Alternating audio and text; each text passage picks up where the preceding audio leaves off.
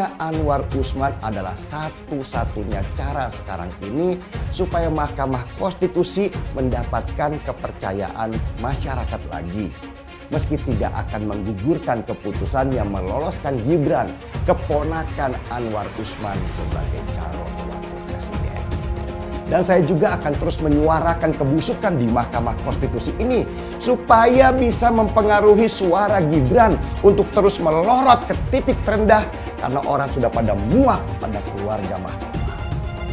Mungkin itu hukuman sosial yang bisa kami lakukan. Hukuman paling maksimal yang bisa dilakukan oleh orang-orang yang tidak punya kekuasaan. Dan saya yakin jutaan orang akan berdoa yang sama supaya Gibran kalah. Karena itulah cara menghukum orang-orang curang yang bersembunyi di balik demokrasi dengan menghalalkan segala cara. Pak, terkait putusan MK Pak? Itu wilayah yudikatif. Saya tidak ingin komentar banyak sekali lagi karena itu kewenangan di wilayah yudikatif. Yang menjamin itu aparaturnya, ya. Panglima sudah menjamin, Kapolri sudah menjamin gitu. Yang jelas kepesertaan Mas Gibran sebagai pasangan cawapres itu secara hukum sudah sah, sudah selesai. Sekarang persoalan MK-nya yang kita selesaikan karena putusan MK itu ya sudah mengikat. Tahu nggak yang banyak takut? Banyak takut. Yang banyak takut gue jadi presiden, tahu nggak siapa? Kita minta kredit, susahnya bukan main. Aduh, gue ini jenderal nih, legend. Jelek-jelek ini mantan Pangkostrat, mantan Danjen Kopassus.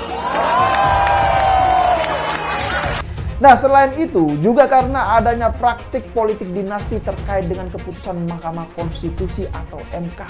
Ini yang menyebabkan penurunan elektabilitas Prabowo Subianto. Jadi dengan melihat data survei yang telah dirilis oleh Lembaga Carta Politika Indonesia ini, maka semakin jelas menunjukkan bahwa tren elektabilitas Ganjar Pranowo ini semakin naik, sedangkan Prabowo Subianto semakin mengalami penurunan.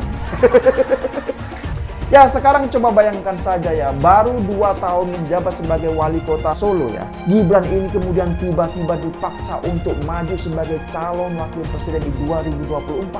Lah ini apa-apaan coba?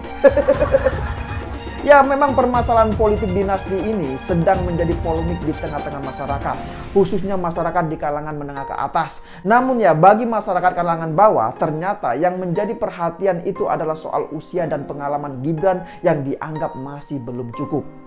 Nah, kenapa ketidakadilan itu menyebabkan kehancuran? Ada 4 urutan.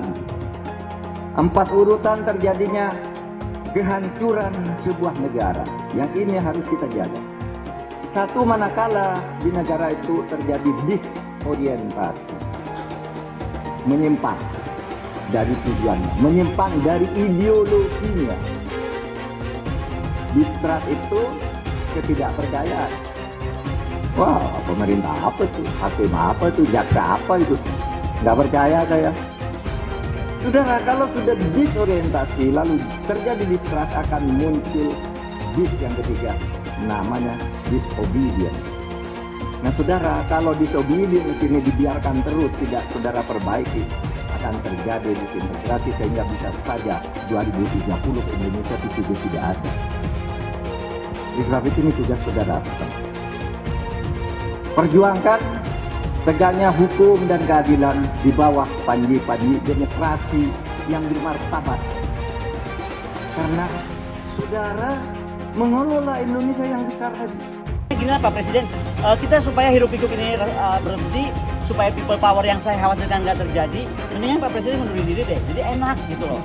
Jadi kita juga nggak punya suuzon. Nah, bener nggak? Saya ini rakyat ya, kan jadi saya suuzon terus nih. Dia bantuin si Kaisang sampai kemana nih? Bantuin Gibran sampai kemana nih gitu kan? Jadi pertama, apakah Presiden ini cawe-cawenya sampai sekian jauh gitu loh, saya nggak ngerti juga ya, karena walaupun itu hak beliau, tapi kenapa, saya perlu tahu, rakyat mesti tahu kenapa percepatan ini terjadi. Saran saya supaya tidak semakin kita terombang ambing, ya ada 2 tadi saya kasih pilihan ya, apakah ganti cawapres, katanya nggak mungkin, ya sudah berarti yang paling mungkin adalah Presiden mengundurkan diri. Kalau dibilang nggak ada aturannya ya karena memang juga nggak ada pernah presiden ngajuin anaknya jadi cawapres saat dia menjabat kan. Kamu bilang berikanlah 10 pemuda nanti akan guncang dunia. Ini baru dikasih 1 pemuda, kau sudah terguncang mentalnya. Tenang saja Pak Prabowo. Tenang saja Pak. Saya sudah ada di sini.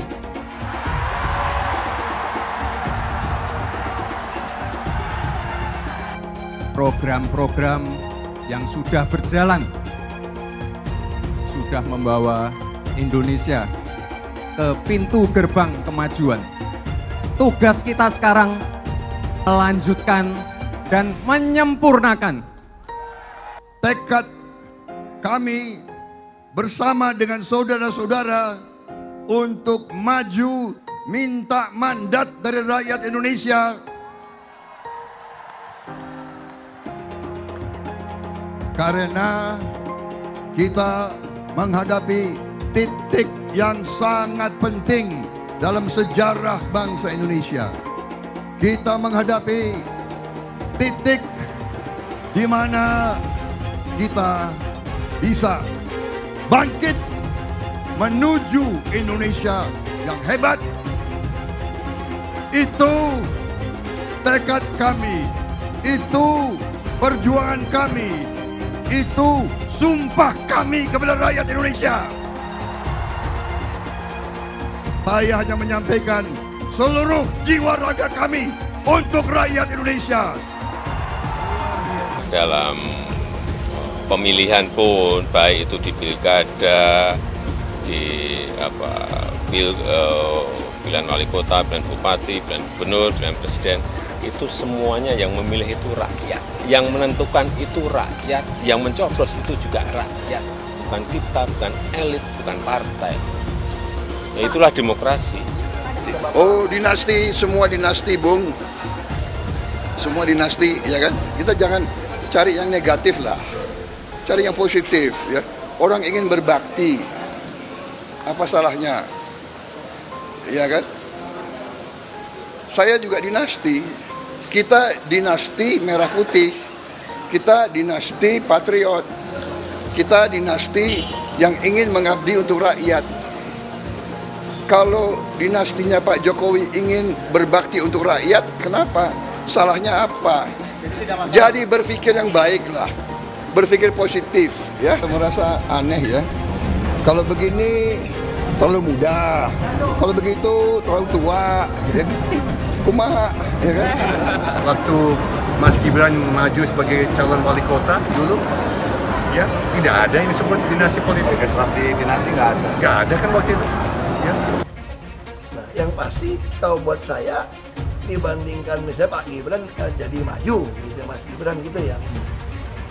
Ya saya pilih Ganjar sama Mahfud lah, karena lebih teruji kan. Anda jadi wali kota baru 2 tahun 3 tahun kan belum teruji juga. Ini urus negara loh, mau jadi presiden loh.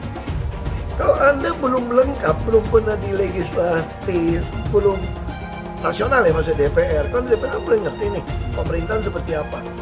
Anda belum pernah di eksekutif yang tingkat provinsi, Anda nggak ngerti jadi presiden nanti. Ini bukan soal belajar coba-coba loh. Ini negara dipertaruhkan untuk 2045. Kita kan mau mencapai 100 tahun ini mau jadi apa? Kalau coba-coba, ini negara sebentar lagi 300 juta penduduk kita. Mana boleh kita kasih orang coba-coba. Saya tidak meremehkan anak muda ya. Anak muda bisa lebih kreatif gitu ya. Tapi bicara tata negara harus mengerti konstitusi. Anda bukan hanya untuk berani untuk maju. Kalau cuma berani maju, banyak bisa kita pilih orang berani maju. Tapi yang lengkap dengan track record ini kan butuh waktu pembuktian. Pasti. Pak Ganjar, Pak Mahfud yang lebih pengalaman. Saya tidak mau anak cucu saya harus nunggu sekian tahun lagi. Pengalaman Jakarta gitu kan, nunggu lagi mundur. Males sudah. Jadi kita nggak usah coba-coba deh. Udah jangan dengerin janji-janji manis orang. Buktikan aja selama ini bagaimana. Kita bisa lihat karakter orang ketika ada di kekuasaan. Dan kita harus berani tegas. Orang jahat itu kata Nelson Mandela nggak bisa ngurus negara. Ya, di kepala mereka itu cuma ada kekuasaan dan kekayaan saja. Kalau Ganjar kan udah teruji. Ya orang kalau belum pernah berkuasa itu gampang ngomongnya. Tapi kalau kamu udah di kekuasaan, karakter Anda teruji. Dan Ganjar teruji. Apalagi saya sama beliau kan sama-sama di DPR juga dulu kan. Jadi itu karakternya teruji, gitu. Keluarga juga teruji. Saya kira itu penting. Dan saya tuh sampai bingung. Lah kok saya bilang Pak Jokowi petugas partai kader. Loh kok saya diomongkan yang namanya katanya terlalu sombong. Itu adalah ADART di partai kita. Saya pun petugas partai. Sekarang kan amburadulnya apa? Ganti pemimpin dirubah dengan enaknya. Bagi saya coba apa ndak pusing ya? Lebih setuju lagi apa yang disampaikan calon presiden Pak Ganjar Pranowo. Tadi saya bisik-bisik ke beliau, Pak, nanti habis dilantik, besoknya langsung masuk ke kedaulatan pangan. Nggak usah lama-lama. Perencanaannya disiapkan sekarang, begitu dilantik besok langsung masuk ke kerja kedaulatan pangan. Sehingga swasembada pangan, ketahanan pangan, kedaulatan pangan itu betul-betul kita miliki. Dan saya yakin Pak Ganjar mampu menyelesaikan ini. Ya kita jujur aja ngomong, kalau Anda mau jadi presiden dan wakil presiden, nah kalau tanya sama saya, kamu mau jadi politisi, mau jadi apa sih? Ya kalau nggak beres negara ini, ya saya mau jadi presiden. Kan cuma jadi presiden bisa cepat membereskan itu. Coba lihat, kayak di DKI, kok nggak ada Ahok, nggak ada demo. Kalau Ahok nggak nyalon kan nggak ada masalah kemarin. Coba kalau ada Ahok, jadi Ahok itu adalah orang yang tidak boleh di politik. Karena dia membuat bangsa ini tidak bisa bersatu. Itu terbalik-balik. Yang pengen pecahin orang siapa? Kok saya yang dituduh? Ini bagi saya itu aneh gitu loh. Tapi itu fakta. Nah makanya saya tetap ada di PDI Perjuangan. Karena satu-satu partai yang tetap mencalonkan saya di DKI dengan ancaman macam-macam hanya PDI Perjuangan. Kata Ibu Mega, mau jadi apa bangsa ini? Kalau kamu Pak Ahok yang bisa kerja, yang jujur, tidak boleh mencalonkan diri. Masa orang yang nggak jujur, yang itu mau yang bisa dicalon, katanya mau jadi apa, bisa kerja apa? Makanya saya pribadi ya putuskan ya ikut Ibu Megawati, PDI Perjuangan. Saya lihat dia bisa berani terang-terangan. Kalau di DKI dulu saya sudah mundur, dianggap bikin kacau, bisa bikin demo. Ini sesuatu yang aneh menurut saya gitu loh. Nah, Ibu Mega nggak boleh mundur, harus maju. Mau jadi apa bangsa ini katanya? Kalau kamu ditekan untuk mundur. Nah itu yang saya sampaikan. Bilang dihalang-halangi, Anies masih sering bikin acara di sana-sini. Bebas pula. Duh, nggak capek apa ngibulin rakyat mulu, Pak? Nah, yang gue pertanyakan nih, Anies itu kampanye di mana-mana sering naik pesawat jet. Nah, pesawat jet biaya sewanya dari mana, Pak? Atau itu pesawat jetnya siapa, Pak? Coba jujur deh. Karena setahu gue nih, itu punya bos Anda, Surya Paloh. Anies bicara soal pendidikan. Padahal waktu dia di Jakarta, dia sendiri nggak mampu buat memberikan bangku sekolah yang cukup waktu mimpin di Jakarta. Artinya, dia nggak mampu memberikan bukti kalau omongan dia itu bisa dilaksanakan. Anies bilang, setiap jabatan harus diisi sama orang-orang yang kompeten. Lah, faktanya di Jakarta, beberapa jabatan diisi sama orang-orang dekatnya dia. Nggak kompeten pula. Terus TGUPP, itu yang jumlahnya seabrek-abrek, fungsinya buat apa, Pak? Kok Jakarta makin berantakan sih? Sekali lagi, Anies nggak bisa membuktikan omongannya. Anies bilang dia akan membuka lapangan kerja. Yang dulu janjinya 200.000 lapangan kerja, ternyata cuma ngomong kosong, alias cuma janji palsu. Soal pembangunan yang berkelanjutan. Dia bilang di Jakarta dia udah meneruskan yang udah baik. Lu jangan percaya ya, itu ngibul. Faktanya nggak seperti itu loh. Belum lagi nih, program penanggulangan banjir. Jadi di daerah Jakarta itu ada daerah yang sebelumnya udah bebas banjir. Pas Anies mimpin, kok bisa-bisanya daerah itu banjir lagi?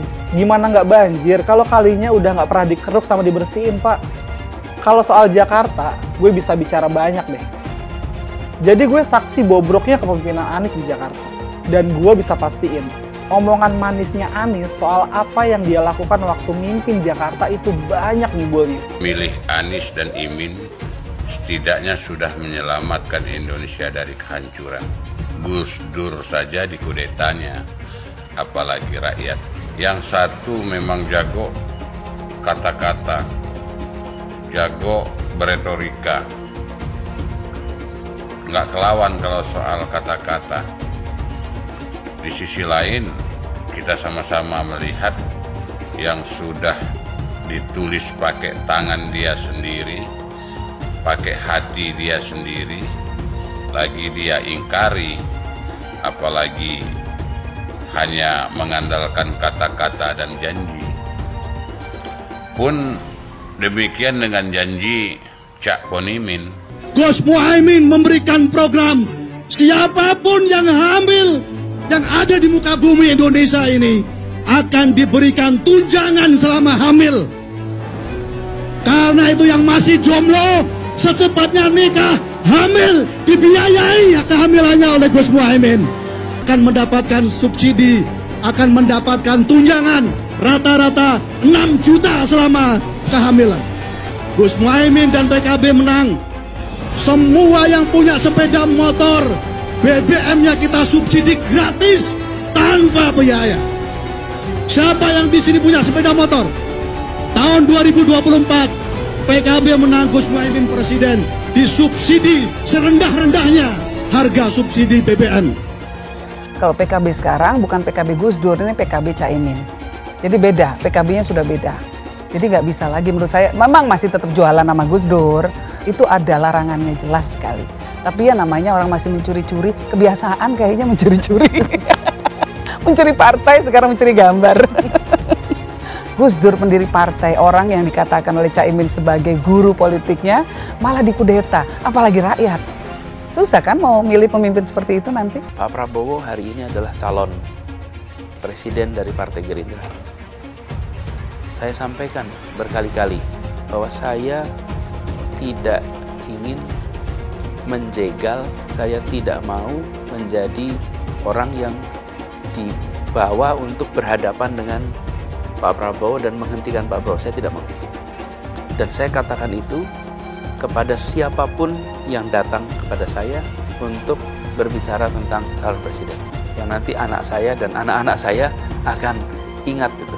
Nah, saya tidak mau mengkhianati, menikam pada orang yang dulu sudah bekerja, membantu, dan berjuang bersama. Bapak Politik Identitas Indonesia Anies Baswedan, Bapak Intoleransi Indonesia Anies Baswedan, jangan lupakan, jangan terlena, jangan sampai dia pecahkan kita dengan dagangan ayat dan mayatnya. Air itu turun dari langit, turunnya ke atap rumah langsung sumur bor, bukan ke sungai dan ke laut. Saya mensyukuri kenapa kalah, kenapa ditahan.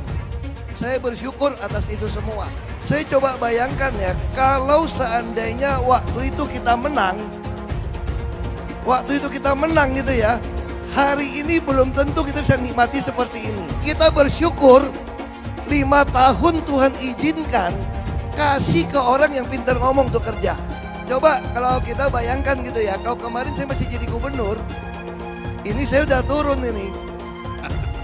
Tapi yang pintar ngomong itu dikira orang hebat kan? Ini lebih berbahaya tahun 2024, langsung ketahuan karakternya. Langsung ketahuan itu. Di saya juga ada kutipan Pak di kamar saya Pak. Tulisannya, Jakarta telah mengambil keputusan yang fatal. Jangan hanya konsentrasi pada pembangunan benda-benda mati yang indah difoto dan bisa ditunjukkan dalam 5 tahun hasilnya. Kalau kita mau menilai sebuah janji, maka lihat janjinya atau lihat kenyataannya. Dulu janjinya apa ya? Dan ini aneh, betul-betul aneh. Ini bukan kampanye, tapi saya sampaikan di sini.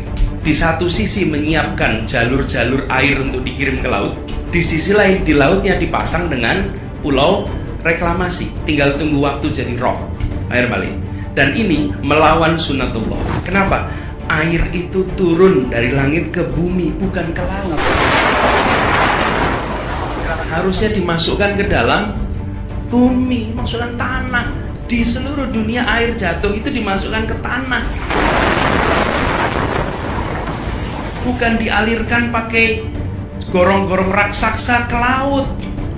Jakarta telah mengambil keputusan yang fatal. Bukan banjir, itu memang parkir air.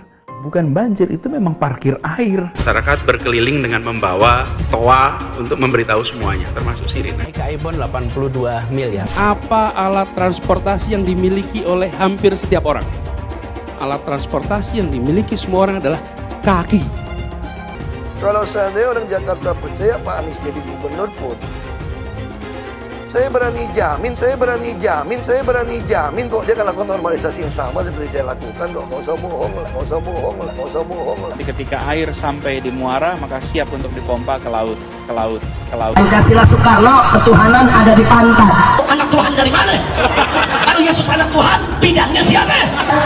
Besok di seluruh wilayah Indonesia kami katakan dan iblis hanya menggoda orang yang beriman.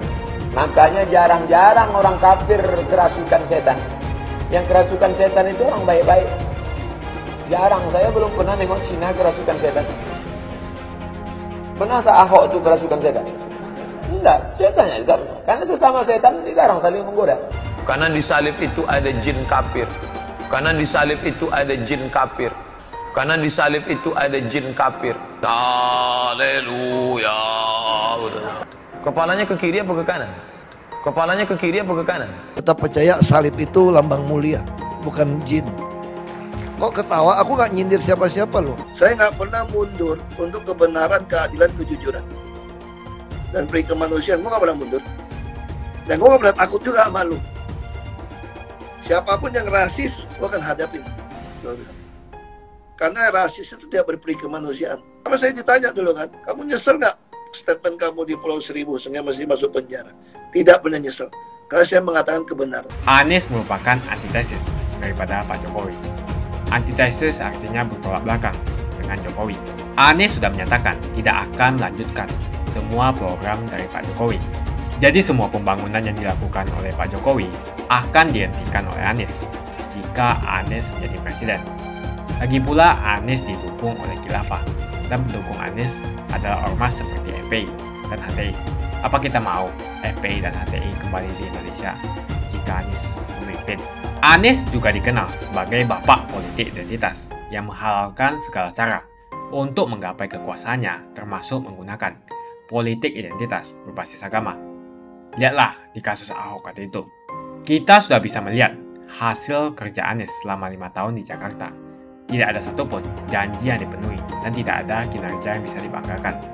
Dari DP 0%, OKOC, kelebihan bayar, Formula E, banjir, sumber resapan, jalan rusak, dan gonta-ganti nama jalan. Lihatlah rekam jejak Anies selama 5 tahun. Bayangkan Indonesia ke depan jika dipimpin oleh Anies. Dan bayangkan jika Anies menang. HTI dan FPI, ormas khilafah yang dibubarkan itu akan dikembalikan oleh Anies. Apakah kita mau Pancasila diganti jadi khilafah? Perkataan Ahok sudah terbukti dan Jakarta sudah menjadi korban. Jangan biarkan Indonesia menjadi korban kibulan Anies Baswedan.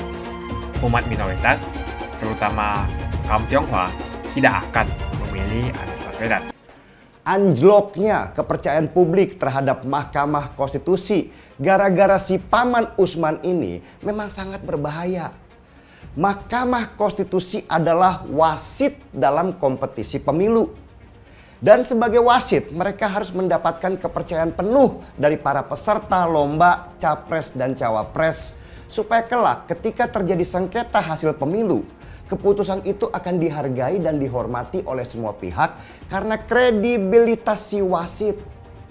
Lalu apa yang terjadi kalau wasit tidak lagi dipercaya karena terindikasi sudah berpihak ke salah satu peserta? Ya jelas chaos lah. Sudah pasti akan terjadi keributan besar antar pendukung yang skalanya bisa meluas karena Pilpres ini bersifat nasional. Putusan Majelis Kehormatan yang memberhentikan Anwar Usman, pamannya Gibran, dari kursi Ketua Mahkamah Konstitusi baru saja terjadi. Publik ribut dengan hasil putusan itu yang tidak sesuai harapan. Karena tidak memecat saja dengan tidak hormat Anwar Usman yang terbukti melakukan pelanggaran berat. Anwar Usman masih duduk di kursi Hakim Mahkamah Konstitusi meski kewenangannya sekarang dibatasi. yaitu tidak boleh mengadili apapun yang berbau pemilu termasuk Pilpres 2024 supaya tidak ada konflik kepentingan. Tapi sayangnya peringatan saya itu seperti angin lalu dan tidak ditanggapi. Malah Presiden Jokowi bikin manuver yang mendukung salah satu pasangan calon yang membuat banyak orang pesimis. Apakah mungkin pemerintah bisa netral di Pilpres 2024 ini? Dan yang bikin sebal adalah Anwar Usman, pamannya Gibran dan iparnya Jokowi yang baru saja dipecat jadi ketua Mahkamah Konstitusi. Bukannya mundur sebagai hakim, malah bikin konferensi pers curhat bahwa dia dizolimi, difitnah.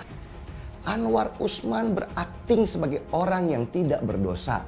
Padahal sudah jelas bahwa majelis kehormatan menghukum dia karena pelanggaran berat yang dia lakukan. Anwar Usman seperti biasanya bawa-bawa nama Tuhan dalam pembelaannya. Seolah-olah Tuhan bisa dipolitisasi sesuai dengan kepentingan. Jijik kan? Coba bayangkan, misalnya dari kubu pendukung Ganjar, Anies atau Prabowo yang jumlah masanya itu bisa ratusan ribu orang. Dan selisih angka mereka hanya terpaut 2% saja. Dan Mahkamah Konstitusi akhirnya memenangkan salah satu kontestan yang salah satu pesertanya kemarin dimenangkan oleh Mahkamah Konstitusi. Yang terjadi adalah keributan di beberapa daerah karena protes akibat tidak adanya kepercayaan pada wasitnya atau Mahkamah Konstitusi. Dan keributan itu akan meluas jadi kerusuhan skala besar karena pihak yang divonis menang pun pasti akan menurunkan pendukung militannya. Bisa dibayangkan seperti apa ngerinya. Ismail Hasan, Ketua Badan Pengurus Setara Institut, meminta Anwar Usman untuk segera mundur dari jabatan Hakim Mahkamah Konstitusi untuk memulihkan marwah Mahkamah Konstitusi itu sendiri. Ismail Hasan bahkan bilang bahwa pelanggaran berat yang dilakukan oleh Anwar Usman bukan lagi diputus secara keadilan berdasarkan Tuhan yang Maha Esa, tapi berdasarkan kepentingan untuk memupuk kekuasaan.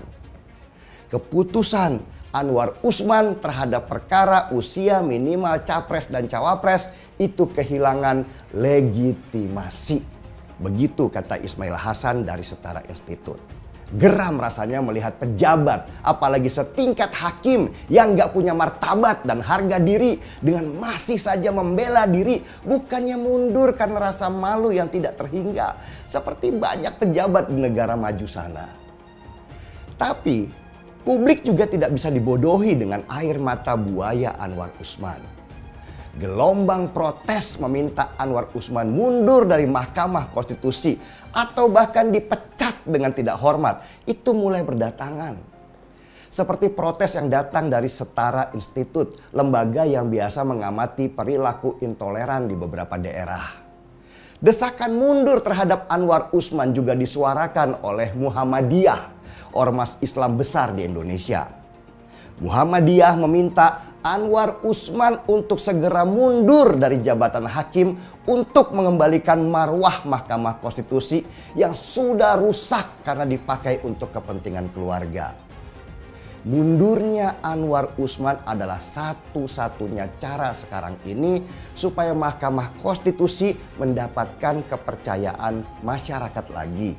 Meski tidak akan menggugurkan keputusan yang meloloskan Gibran, keponakan Anwar Usman sebagai calon wakil presiden.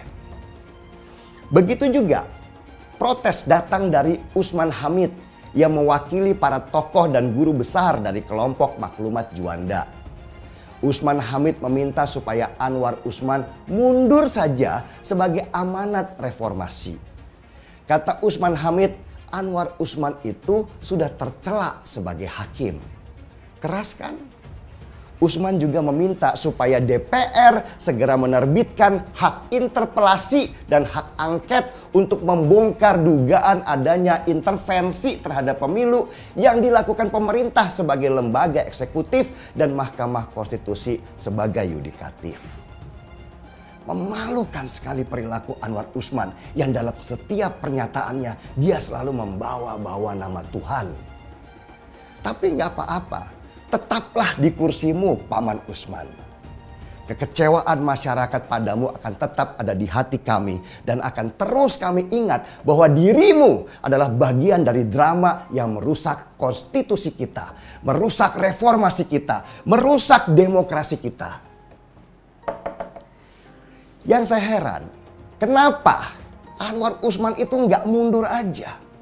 Seberapa besar sih jabatan di Mahkamah Konstitusi itu untuk dia?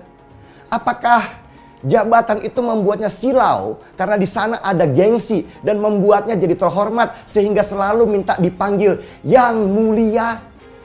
Apakah nggak cukup suara publik yang mencacinya dan memaksanya supaya mundur? Apakah harus adik-adik mahasiswa turun ke jalan bergelombang dan memaksanya untuk turun dari jabatan? Dan saya juga akan terus menyuarakan kebusukan di Mahkamah Konstitusi ini supaya bisa mempengaruhi suara Gibran untuk terus melorot ke titik terendah karena orang sudah pada muak pada keluarga mahkamah. Mungkin itu hukuman sosial yang bisa kami lakukan. Hukuman paling maksimal yang bisa dilakukan oleh orang-orang yang tidak punya kekuasaan. Dan saya yakin jutaan orang akan berdoa yang sama supaya Gibran kalah.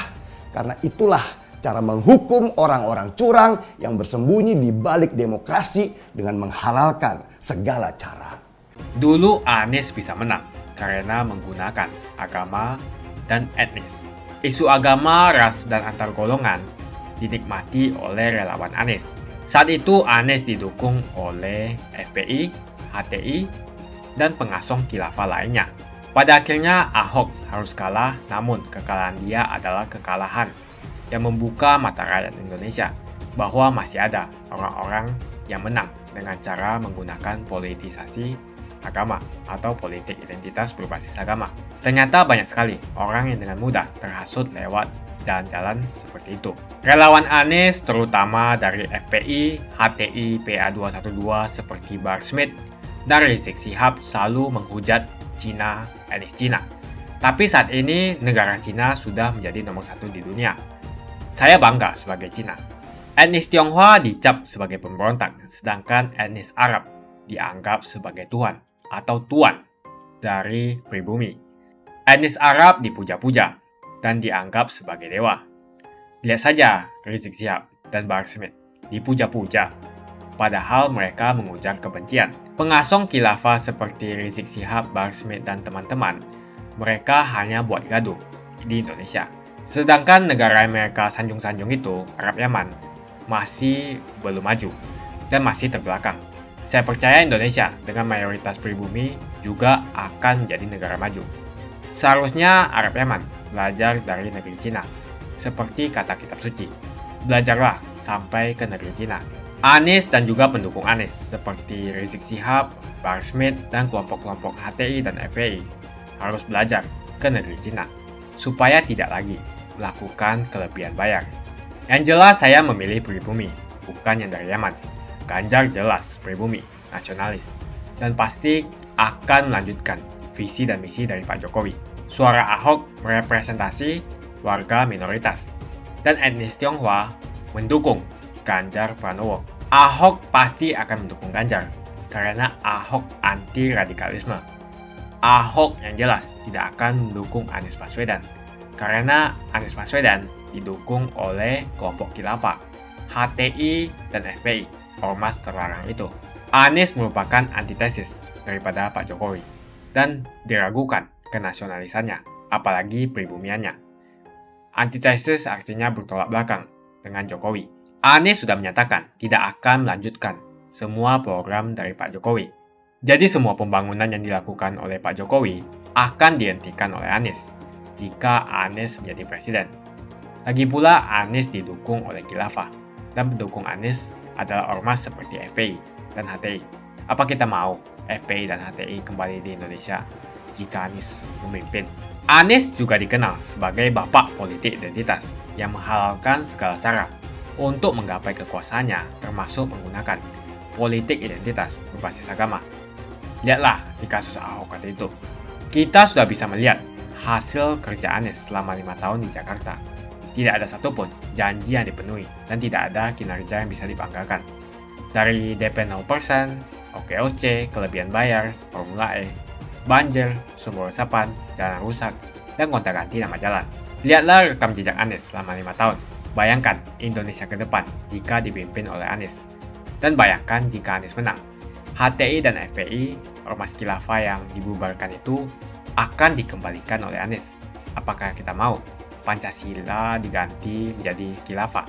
Bagian Indonesia Timur yang mayoritas non-muslim seperti Bali tidak akan setuju dengan Khilafah atau sistem Khilafah. Mungkin Indonesia akan bubar jika Anies menjadi presiden. Perkataan Ahok sudah terbukti dan Jakarta sudah menjadi korban.